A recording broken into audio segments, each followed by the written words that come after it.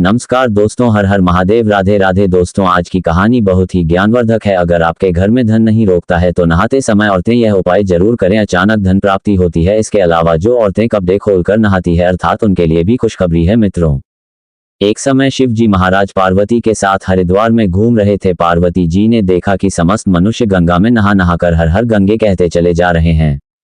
अगर आप ये कहानी सुन रहे हैं तो पूरा सुनिएगा, क्योंकि आधा अधूरा ज्ञान सही नहीं होता। इसके अलावा हेमा लक्ष्मी जो भी भक्त हमारी इस वीडियो को लाइक करें और चैनल को सब्सक्राइब करें, उनके घर में धन की कभी कोई कमी ना रहे, उनका घर हमेशा धन से भरा रहे। दोस्तों, भगवान के नाम पर कंजूसी न करें। सबसे पहले अपनी पूरी सच्ची श्रद्धा से कमेंट में हर हर महादेव, ओम नमः शिवाय, राधे राधे जरूर लिखें। दोस्तों, जब पार्वती जी ने देखा कि समस्त मनुष्य गंगा में नहा नहाकर हर हर गंगे कहते चले जा रहे हैं परंतु सभी दुखी और परेशान है, तब पार्वती जी ने बड़े आश्चर्य से शिव जी से पूछा कि हे महादेव, गंगा में इतनी बार स्नान करने पर भी इनके पाप और दुखों का नाश क्यों नहीं हुआ?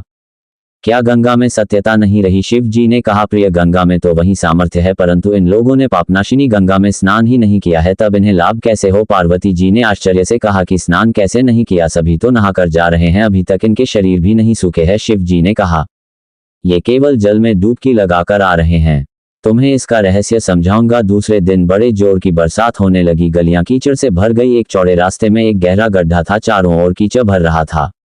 शिव जी ने लीला से ही वृद्ध रूप धारण कर लिया और विवश की तरह गड्ढा में जाकर ऐसे पड़ गए जैसे कोई मनुष्य चलता चलता गड्ढे में गिर पड़ा हो और निकलने की चेष्टा करने पर भी ना निकल पा रहा हो।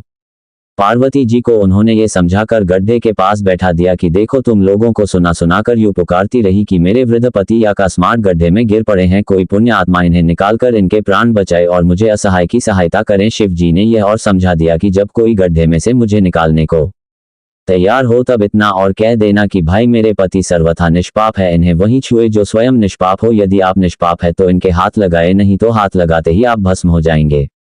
पार्वती जी तथास्तु कहकर गड्ढे के किनारे बैठ गई और आने जाने वालों को सुना सुनाकर शिव जी की सिखाई हुई बात कहने लगी। गंगा में नहाकर लोगों के दल के डाला रहे हैं। सुंदर युवती को यूं बैठी देखकर कईयों के मन में पाप आया, कईयों को कुछ धर्म का भय हुआ, कई कानून से डरे। कुछ लोगों ने तो पार्वती जी को ये भी सुना दिया कि मरने दे बुढ़े को, क्यों, उसके लिए रोटी है। और कुछ दयालु चरित्रवान पुरुष थे, उन्होंने करुणावश उस युवती के पति को निकालना चाहा परंतु पार्वती के वचन सुनकर वे भी रुक गए। उन्होंने सोचा कि हम गंगा में नहाकर आए हैं तो क्या हुआ, पापी तो है ही, कहीं सहायता करते समय हम भस्म ना हो जाए। इस स्त्री के कथन के अनुसार हम स्वयं भस्म न हो जाए, किसी का साहस नहीं हुआ। सैकड़ों आए, सैकड़ों ने पूछा और चले गए। संध्या हो चली। शिव जी ने कहा, पार्वती, देखा आया कोई सच्चे हृदय से गंगा में नहाने वाला। थोड़ी देर बाद एक जवान हाथ में लौटा लिए हर हर गंगे करता हुआ निकला। पार्वती ने उसे भी वही बात कही। युवक का हृदय करुणा से भर आया, उसने शिव जी को निकालने की तैयारी की। पार्वती ने रोककर कहा कि भाई, यदि तुम सर्वथा निष्पाप नहीं होंगे तो मेरे पति को छूते ही जल जाओगे।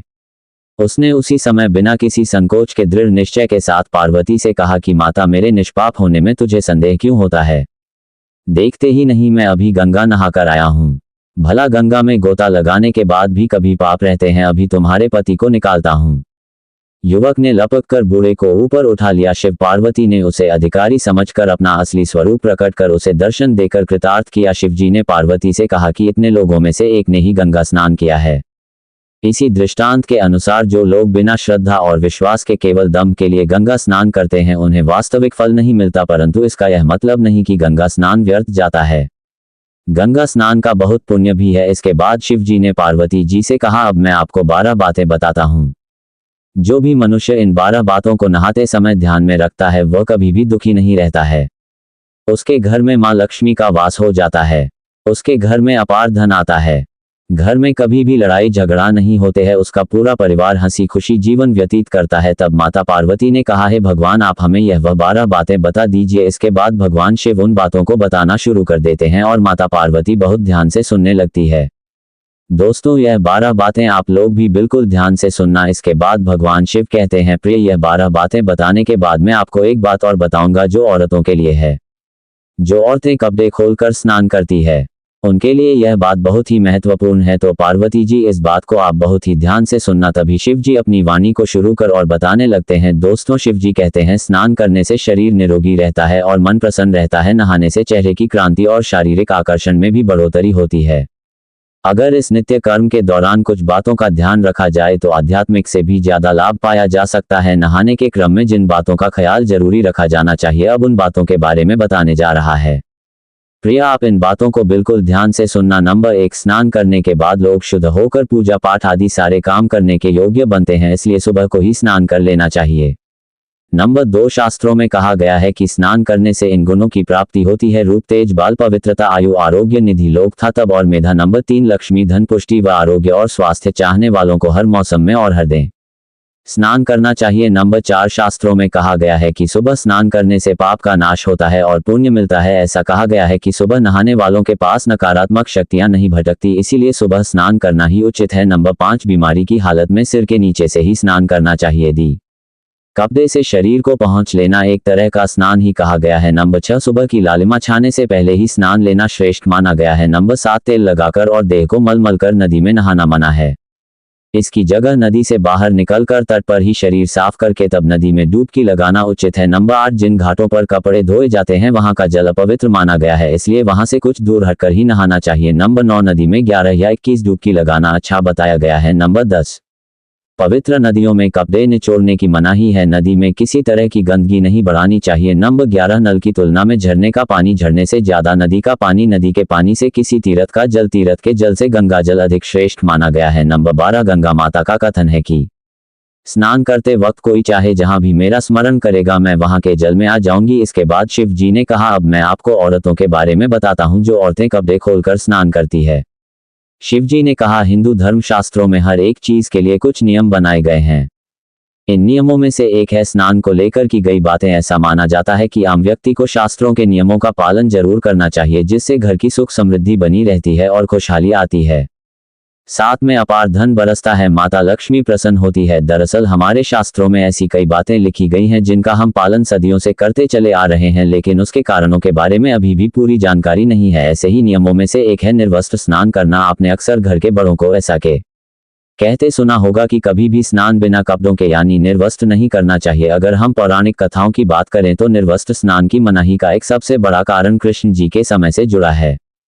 पौराणिक कथाओं के अनुसार एक बार जब गोपिकाओं सरोवर में स्नान कर रही थी और वो निर्वस्त्र थी, उस समय बाल कृष्ण ने गोपियों के सभी वस्त्र छिपा दिए। उस समय जब कृष्ण जी ने उनके वस्त्र छिपा लिए और गोपियों ने अपने वस्त्र वापस लेने की प्रार्थना की, तब कृष्ण जी ने उन्हें समझाया कि कहीं भी बिना वस्त्र धारण किए स्नान नहीं करना चाहिए, इससे जल के देवता वरुण का अपमान होता है, इसलिए आपको निर्वस्त्र स्नान न करने की सलाह दी जाती है।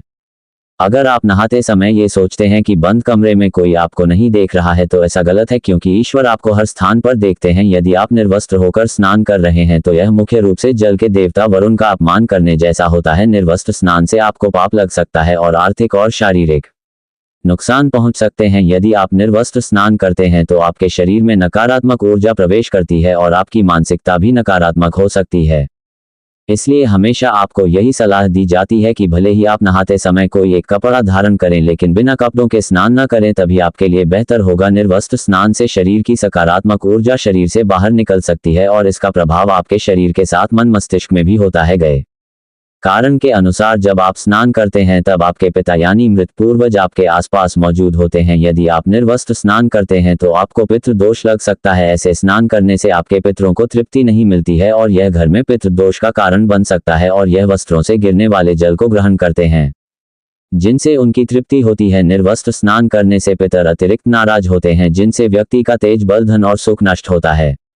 इसलिए कभी भी निर्वस्त्र होकर स्नान नहीं करना चाहिए। पुराणों के अनुसार नहाने वाला पानी पूर्वजों के हिस्से जाता है और निर्वस्त्र होकर नहाने से इसे पितरों के समक्ष बिना कपड़ों के नहाना माना जाता है। शास्त्रों में ऐसी मान्यता है कि यदि कोई निर्वस्त्र स्नान करता है तो माता लक्ष्मी उसे रूठ सकती है।